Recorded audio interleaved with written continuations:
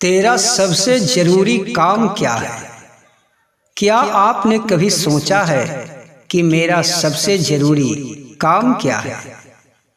क्या मनुष्यों का काम बस जीवन में पैसा कमाना, सुखी रहना, शादी करना या बाल बच्चे को पैदा करके उसके जीवन को संवारना है? क्या यही सबसे जरूरी काम है? पर लोग ये भूल चुके हैं कि हमारा सबसे जरूरी काम क्या है। आपको आज ये वीडियो में ये पता चल जाएगा कि आपका सबसे जरूरी काम क्या है। अगर आप ये नहीं जानते कि मेरा सबसे जरूरी काम क्या है, क्यों इस धरती पे आपने आकर जन्म लिए हैं, क्यों इस धरती पे आप जीवन जी रहे हैं और क्या आपको करना है, ईश्वर ने आपको किस लिए इस धरती पे मनुष्य तन देकर भेजे हैं, आखिर इसका क्या कारण है? आपके ऊपर कौन सा कार्य सौंपा गया है जो आप भूल चुके हैं और आपको वो कार्य अवश्य ही करना चाहिए और वो कार्य जरूरी है। तो इस वीडियो के अंत तक बने रहें और मेरे चैनल को अभी तक सब्सक्राइब नहीं किए हैं तो सब्सक्राइब कर लें। आइए जानते हैं कि हम सब का सबसे जरूरी काम क्या है। एक गांव में एक गरीब व्यक्ति रहता था। उसके पास खाने पीने का भी बहुत दिक्कत था। उसके घर में तो ना ही अन्न रहता था और ना ही शरीर पे पहनने लायक वस्त्र। वो व्यक्ति हमेशा ही दुखी रहता था। उसके पास एक पुत्र भी था। वो पुत्र भी बड़ा दुखी रहता था। उसके पिता अपने पुत्र से कहता था कि तुम कुछ काम करो, इससे घर का खर्चा चलेगा और जीवन में कुछ तो खुशियां आएगी। पर उसका पुत्र बड़ा ही नादान था, बड़ा ही मूर्ख था। वो कुछ नहीं करता था और बस अपने पिता के मजदूरी से खाता पीता और घर में पड़ा रहता था। हमेशा ही उसका पिता अपने पुत्र को कोसते रहता था और कहते रहता था कि अब तुम जवान हो गए हो, तुम्हें कुछ काम अवश्य ही करना चाहिए ताकि घर का जो गरीबी है कुछ हद तक दूर हो सके। बार बार यही बातों को सुनकर उसका पुत्र भी बड़ा उदास रहता था और सोचता था कि मैं क्या करूं, मुझे तो कुछ करना आता नहीं।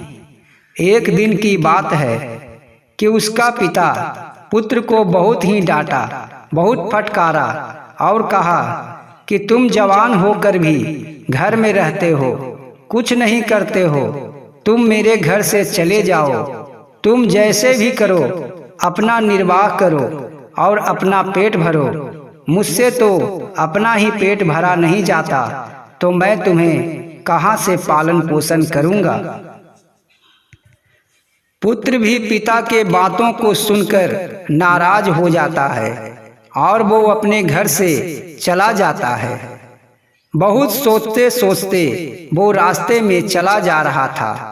तभी एक महात्मा उसे देखकर कहते हैं, हे पुत्र, तुम इतना उदास होकर कहाँ जा रहे हो? तब वो लड़का कहता है, हे गुरुजी, मेरे पिता मेरे घर से निकाल दिए हैं क्योंकि मैं कुछ काम नहीं करता। मेरे पास कोई धन नहीं है। मेरे घर में बड़ा ही गरीबी छाई हुई है। मेरे पिताजी से कोई भी काम नहीं होता और मेरे पास इतना धन नहीं है कि मैं खा सकूं, वस्त्र पहन सकूं। इसलिए मेरे पिताजी मुझे घर से निकाल दिए हैं और कहे हैं कि तुम जाकर अपना पालन पोषण स्वयं ही करो। तब गुरुजी कहते हैं कि तुम आखिर कौन सा काम करोगे, कहाँ जाकर क्या करोगे? तब लड़का कहता है कि मुझे कुछ समझ में नहीं आता कि मैं क्या करूं, मेरा काम क्या है, कहाँ जाकर मैं पैसे कमाऊं और फिर मैं अपने जीवन का निर्वाह कैसे करूं? मैं खाना पीना कैसे लाऊंगा? मुझे तो कुछ समझ में नहीं आता। आप तो साधु संत हैं, अगर आप कुछ उपाय बताएं तो मेरा जीवन का कल्याण होगा। तब वो साधु कहता है, अगर तुम बुरा न मानो तो तुम मेरे साथ मेरे आश्रम में चलो। मैं तुम्हें वो कार्य समझा दूंगा जिसे करने के लिए तुम यहाँ आए हो।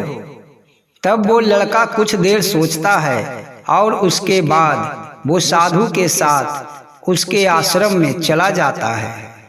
वो साधु एक जंगल में अपना आश्रम बनाए हुए था। वहाँ कई लोग रहते थे। वो गुरु सबका गुरु था, सबको ज्ञान प्रदान करता था। और वो गुरु इस लड़के को भी अपना शिष्य बना लिया और कहा, मैं तुम्हें तेरा कार्य कल समझा दूंगा। आज रात्रि में तुम विश्राम करो और सुबह मुझसे मिलो। मैं बताऊंगा कि तेरा सच्चा कार्य क्या है। सुबह होते ही वहाँ जो भी रहता था सब मिलके गुरु के सामने जाता है। वो लड़का भी गुरु के चरणों में जाकर प्रणाम करता है और वो साधु के सामने बैठ जाता है। अब महात्मा जी सबसे कुछ कहने लगते हैं और विशेष करके उस लड़के को कहते हैं कि सबसे पहले तुम ये जान लो कि तेरा जन्म क्यों हुआ है, तुम्हें यहाँ क्यों भेजा गया है। क्योंकि बहुत सारे लोग ये नहीं जानते कि मेरा सच्चा कार्य क्या है, मेरा क्या काम है जो सबसे जरूरी है, और वो सब कामों को छोड़कर उस काम को करना परम आवश्यक है। ध्यान से सुनो कि हर मनुष्य का सबसे जरूरी काम क्या है।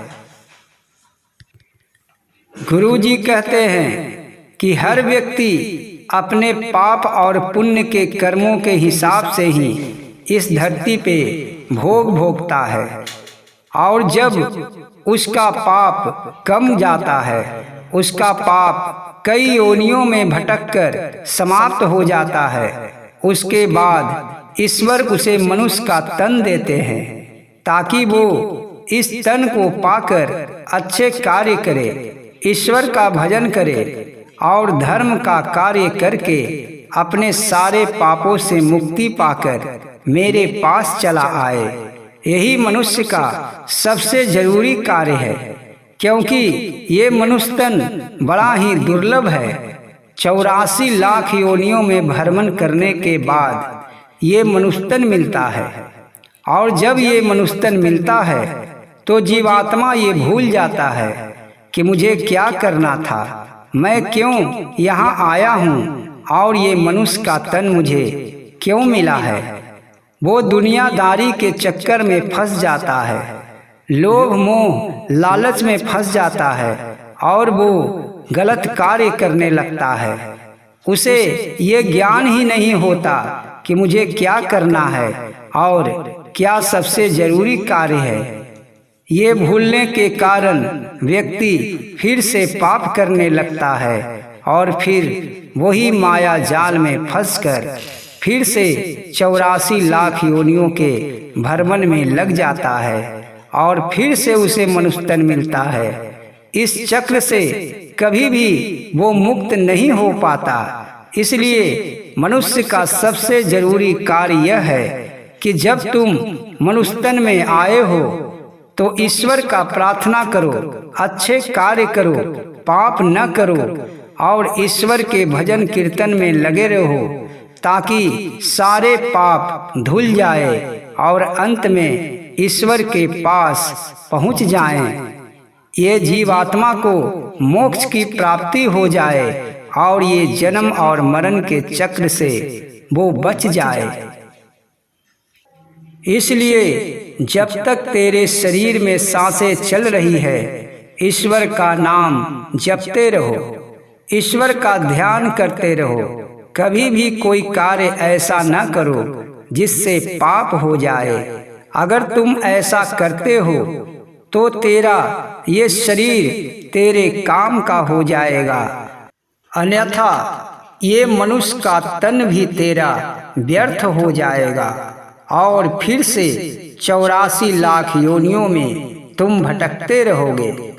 इन बातों को सुनकर उस लड़के का ध्यान खुल गया और गुरुजी के आश्रम में रहकर वो भगवान का प्रार्थना करने लगा। आपको इन बातों से क्या ज्ञान मिलता है कमेंट में अवश्य बताएं, और मेरे चैनल को अभी तक सब्सक्राइब नहीं किए हैं तो सब्सक्राइब कर लें।